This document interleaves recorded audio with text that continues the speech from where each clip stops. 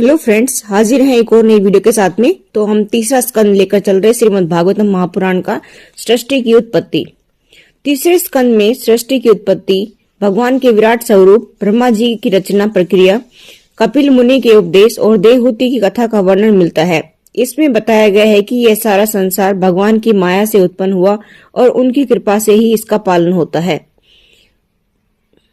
विदुर और मैत्रेय मुनि का संवाद।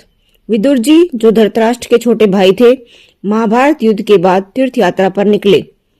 वे हरिद्वार के निकट गंगा तट पर पहुंचे, जहां उन्हें महर्षि मैत्रेय मिले। विदुर ने मैत्रेय मुनि से पूछा, भगवान ने इस सृष्टि की रचना कैसे की, यह संसार कैसे बना और इसका संचालन कौन करता है। मैत्रेय ऋषि बोले, विदुर जी, सृष्टि की रचना भगवान श्री हरि की इच्छा से हुई। यह सब उनकी माया का खेल है। भगवान की लीला से सृष्टि की उत्पत्ति। सबसे पहले केवल परम सत्य भगवान विष्णु ही थे। न कोई पृथ्वी थी, न आकाश, न जल, न अग्नि। केवल भगवान नारायण अपनी योग निद्रा में विराजमान थे। जब सृष्टि का समय आया, तब भगवान के नाभि से एक दिव्य कमल उत्पन्न हुआ। इस कमल के भीतर ब्रह्मा जी प्रकट हुए। वे चारों दिशाओं में देखने लगे, लेकिन उन्हें कुछ समझ नहीं आया कि वे कौन है और यहाँ क्यों हैं। उन्होंने भगवान से पूछा, मैं कौन हूँ, मेरी उत्पत्ति किससे हुई है। ब्रह्मा जी को ध्यान हुआ कि वे इस कमल के डंठल से नीचे उतरे और सत्य को जाने। वे हजारों वर्षों तक डंठल में प्रवेश करते रहे, लेकिन अंत में हार गए और लौटकर के वापस कमल पर आकर ध्यान करने लगे। भगवान ने उन्हें अंतर्यामी स्वरूप में प्रेरणा दी और उनके हृदय में ज्ञान उत्पन्न हुआ। ब्रह्मा जी को सृष्टि रचने की आज्ञा। भगवान ने ब्रह्मा जी को आदेश दिया, तुम मेरी शक्ति से इस सृष्टि की रचना करो। ब्रह्मा जी ने सबसे पहले सपना देखा, फिर योग बल से सृष्टि का निर्माण करने लगे। पंच तत्वों की उत्पत्ति। ब्रह्मा जी ने सबसे पहले 5 तत्वों पृथ्वी, जल, अग्नि, वायु और आकाश की रचना की।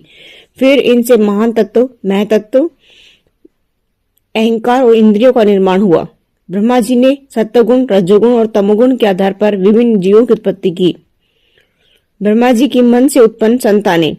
ब्रह्मा जी ने अपनी मानस संतानें उत्पन्न की, जो अत्यंत तेजस्वी थी। सनक, सनंदन, सनातन और सनत कुमार, ये चारों मुनि सदैव ब्रह्मचर्य में रहते हैं। मरीचि, अत्रि, अंगिरस, पुलतश,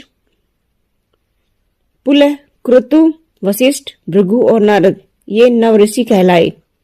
रुद्र यानी कि शिव जी, ब्रह्मा जी के क्रोध से भगवान रुद्र उत्पन्न हुए।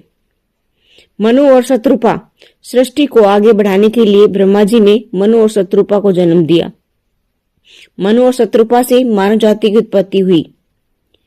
जीवों की उत्पत्ति और विविध योनियां। ब्रह्मा जी ने सृष्टि को विविध रूप से देने के लिए 4 प्रकार की योनियों की रचना की। स्वेदज, पसीने से उत्पन्न जीव जैसे कीड़े मकोड़े।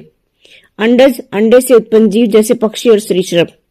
जरायुज, गर्भ से उत्पन्न जीव जैसे मनुष्य और स्तनधारी जीव। उद्भिज, भूमि से उत्पन्न जीव जैसे वृक्ष और वनस्पति। हिरण्यगर्भ रूप में विष्णु जी का प्रकट होना। जब सृष्टि में अंधकार छा गया और रचना आगे नहीं बढ़ रही थी, तब भगवान विष्णु हिरण्यगर्भ रूप में प्रकट हुए।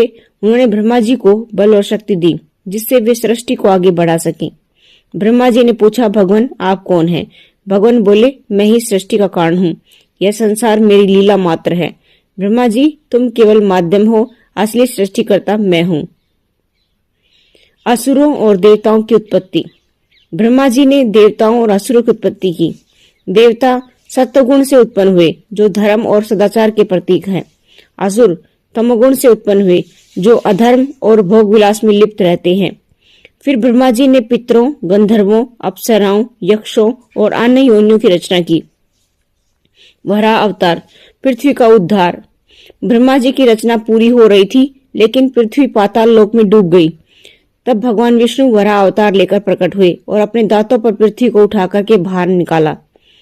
उन्होंने हिरण्याक्ष नामक दैत्य का वध किया, जो पृथ्वी को पाताल में खींच कर ले गया था। मनवंतर व्यवस्था।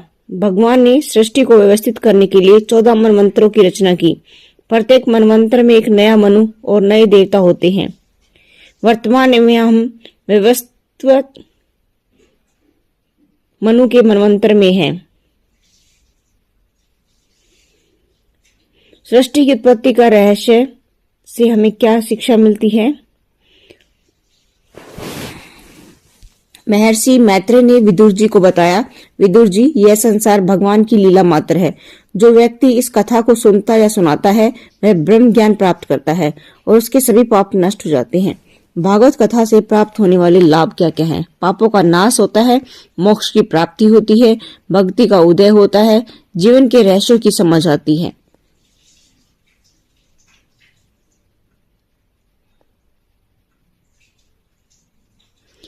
आज के लिए इतना ही। अगर आपको मेरी वीडियो पसंद आती है तो कमेंट बॉक्स में राधे राधे लिखिए और वीडियो को लाइक जरूर किया करें गाइस, इससे हमें मोटिवेशन मिलता है।